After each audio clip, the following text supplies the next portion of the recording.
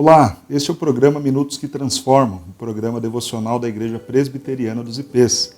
Nós estamos apresentando a série Isso Não Se Faz, baseada no texto de Paulo aos Efésios, no capítulo de número 4. Neste capítulo, nos versos 20 em diante, Paulo vai falar sobre a postura que devemos ter depois que aceitamos ao Senhor Jesus Cristo. No verso 20, então, ele nos diz: se de fato aprendestes, se de fato crestes em Cristo Jesus, ele vai colocar três coisas. Vamos então nos despir do velho homem, vamos nos renovar no espírito do entendimento que vem de Deus, vamos nos revestir do novo homem. Mas na prática, como se faz essas três coisas? E ele passa a explicar isso dos versos 25 em diante. Nós vimos já sobre o cuidado com a mentira, isso não se faz. Quem se revestiu do novo homem, quem se despiu do velho homem, não vive na prática do pecado da mentira. E hoje nós vamos falar sobre o perigo da ira. Cuidado com a ira.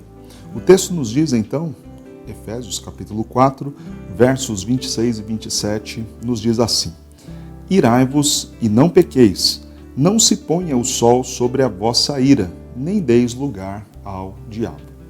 Três coisas que eu quero falar desse texto. Primeiro, o que é a ira que esse texto está falando? O texto, em alguma medida, nos autoriza a se irar. Mas que ira é essa? A ira que o texto está dizendo que talvez nos seja permitida, que em alguma medida nós podemos ter, tem a ver com a indignação por uma ofensa contra o nosso Deus, por fazer algo errado. Quando nós lemos nas bem-aventuranças, Jesus nos ensina: bem-aventurados aqueles que têm fome e sede de justiça. Não é a justiça própria, não é a vaidade de alguém que foi ofendido e então explode.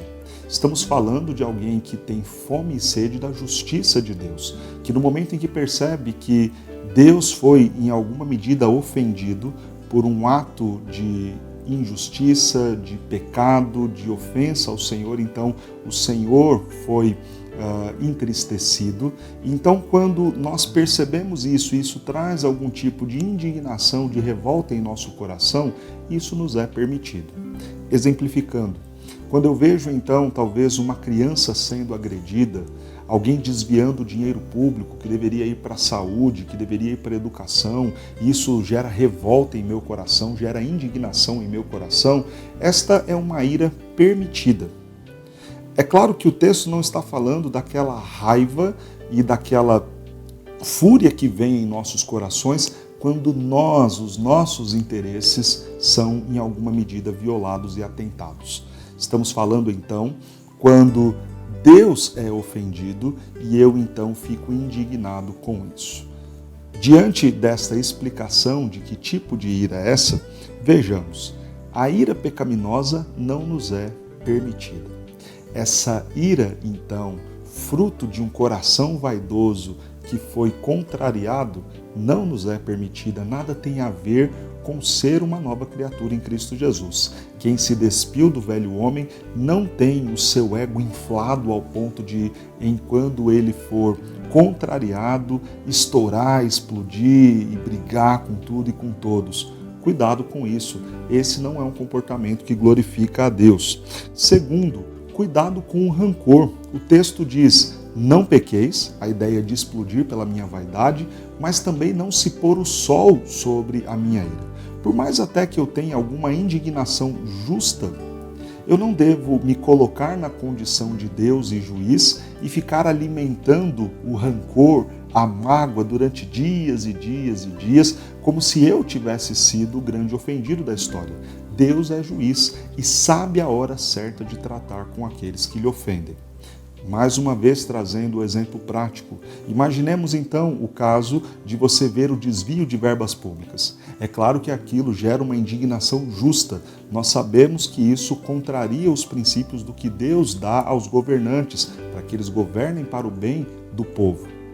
Mas daí a eu ficar alimentando o rancor, o ódio e a raiva dos meus governantes durante dias e dias e dias, como se eu fosse a parte ofendida, como se eu fosse o juiz que tem o direito de sair e julgar as obras e julgar a condição eterna deles, esse é o pecado da qual o texto nos adverte. Não faça isso. Descanse na justiça do Senhor e creia que Ele, sendo ofendido nesses casos, exercerá a justiça contra o ímpio. Irai, mas não pequei. Mesmo que esta ira seja uma ira justa, digna, não se ponha o sol sobre a sua ira. Cuidado, não dê oportunidade, ocasião a Satanás.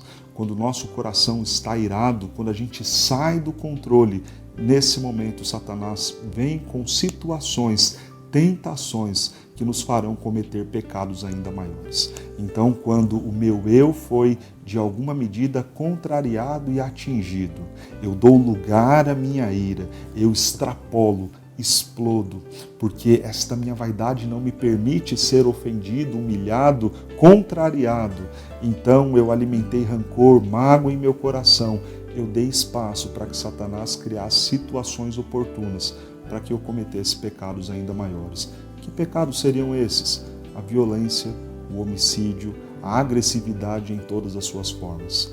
Quem, por vezes, não viu situações tristes de acidentes não, de tragédias acontecendo, justamente porque pessoas iradas não controlaram, não dominaram as suas atitudes. Então a tentação de Satanás de ter próximo ali uma arma, uma faca, algum elemento que leva aquela pessoa irada a tomar, a fazer uso daquilo para ir e consumar todo o mal que está em seu coração.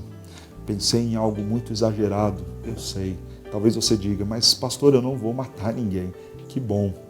Mas quantas vezes irado a gente já não falou algumas besteiras para as pessoas que amamos?